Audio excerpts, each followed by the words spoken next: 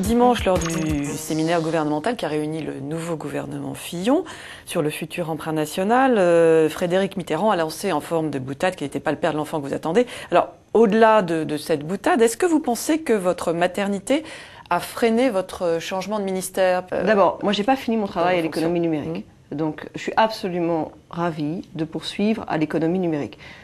J'ai eu l'occasion de proposer, mais ça peut se faire aussi à l'occasion d'arbitrage, des découpages plus clairs entre les ministères sur les questions liées au numérique.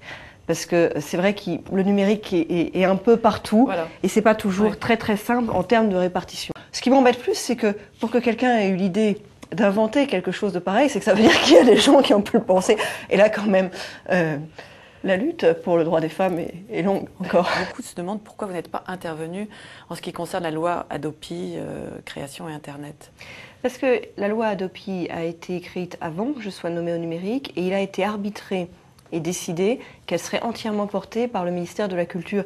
Maintenant, ça ne veut pas du tout dire que je me désintéresse du sujet, au contraire. Et notamment, je travaille beaucoup sur la suite, c'est-à-dire le développement de l'offre légale, le développement de modèles économiques viables sur Internet, pour pouvoir offrir véritablement une alternative. J'ai lancé au mois d'avril un cycle avec tous les partenaires qui s'appelle Internet pour la création musicale. Mon idée, c'est comment faire en sorte que, indépendamment de tout ce qui peut être fait en matière incitative, en matière préventive, en matière de sanctions autour du téléchargement illégal, comment faire en sorte que de toute façon, l'offre légale soit beaucoup plus intuitive, soit beaucoup plus accessible, soit beaucoup plus immédiate. Comment faire en sorte que vous n'ayez même pas l'idée de faire autrement? Il y a quelques jours, François Baroin, qui était ici à votre place, nous a indiqué qu'il pensait sérieusement à 2017, tout comme Jean-François Copé. Et vous?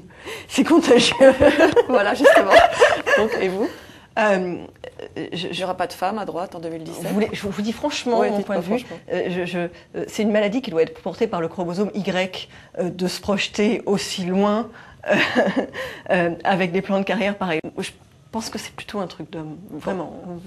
Bon, on en reparlera plus tard alors. Ça ne veut pas dire qu'on n'a pas d'ambition, soyons bien clairs.